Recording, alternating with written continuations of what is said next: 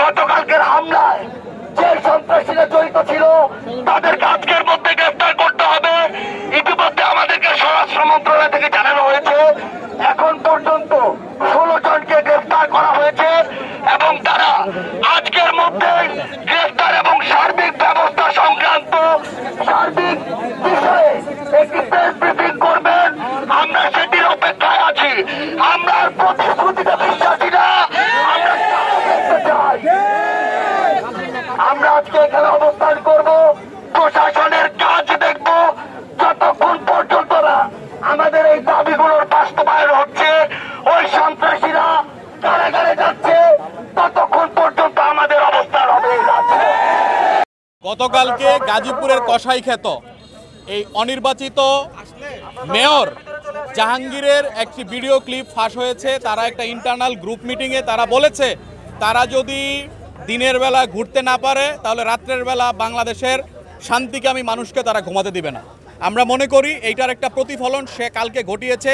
তার যে সন্ত্রাসী বাহিনী রয়েছে, তার যে হত্যাকারী বাহিনী রয়েছে, যারা 5ই অগাস্টের বিপ্লবের আগে জুলাই অভ্যুত্থানের সময় ছাত্র জনতার বুকে গুলি চালিয়েছে, ছাত্র জনতাকে আক্রমণের মাধ্যমে তাদেরকে হত্যা করেছে, তাদেরই দোসররা গতকাল ধীরাশ্রমে এই ঘটনা ঘটিয়েছে। তার প্রতিবাদে আজকে আমরা রাজবাড়ীতে ছাত্র জনতা, আপামর শান্তিকামী জনগণ, গাজীপুরের জনগণ রাস্তায় নেমে এসেছি। আমাদেরকে মনে রাখতে হবে যতদিন পর্যন্ত স্বৈরাচার ফ্যাসিস্ট হাসিনার প্রেতাত্মার একজনও বাংলাদেশে থাকবে ততদিন পর্যন্ত বাংলাদেশে শান্তি প্রতিষ্ঠিত হতে পারে না। সেই জন্য আমাদেরকে ডু অর ডাই সিচুয়েশন, হয় এই সরকার দায়িত্ব নেবে নয়তো এই সরকার পদত্যাগ করবে। আমরা দেখেছি স্বরাষ্ট্রমন্ত্রী এখন পর্যন্ত কোনো ধরনের বিবৃতি স্টেটমেন্ট তার আমরা দেখি নাই এবং এই ঘটনার প্রেক্ষিতে এই অঞ্চলের ডিসি, জিএমপি কমিশনার, এসপি সহ পুলিশের নেতৃবৃন্দের আমরা কোনো ধরনের পদক্ষেপ দেখি নাই। আমরা এটার তীব্র নিন্দা জানাচ্ছি। গতকালকে গাজীপুরের ধীরাশ্রমে পরিকল্পিতভাবে গাজীপুরের কসাইখ্যাত জাহাঙ্গীর এবং পতিত সরকারের মন্ত্রী আকম মোজাম্মেল, জাহিদ হাসান রাসেলের অনুগতদের নেতৃত্বে পৈশাচিকভাবে নৃশংসভাবে এক নারকীয় তাণ্ডব চালানো হয় সাধারণ শিক্ষার্থীদের উপর। তারা পরিকল্পনা করে 60 জনের অধিক শিক্ষার্থীকে মারাত্মকভাবে জখম করে।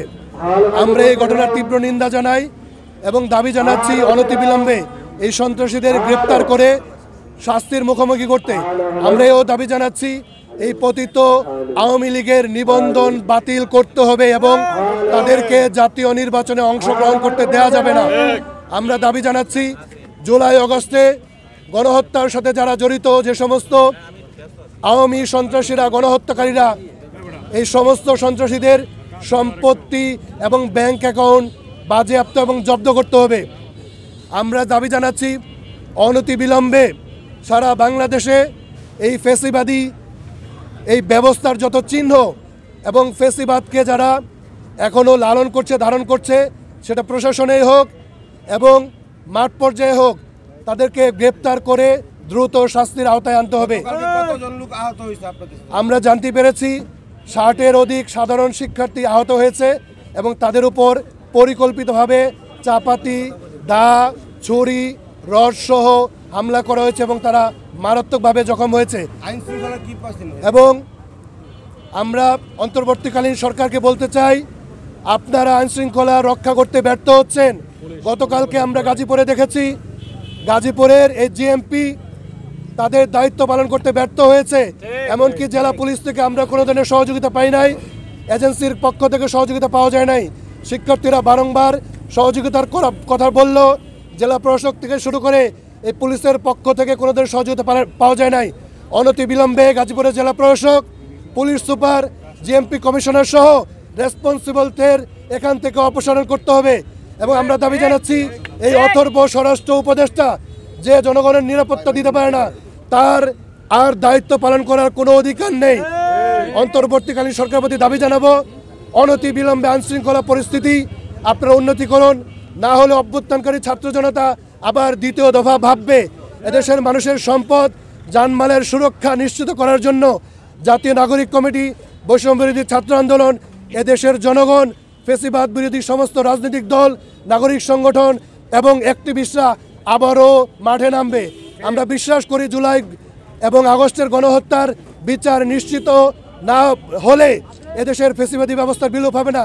যেহেতু বিচার ধীর গতির, এজন্য আওয়ামী সন্ত্রাসীরা দ্বিতীয়তভাবে সাহস পাচ্ছে বাংলাদেশের মানুষের বিরুদ্ধে দাঁড়াতে।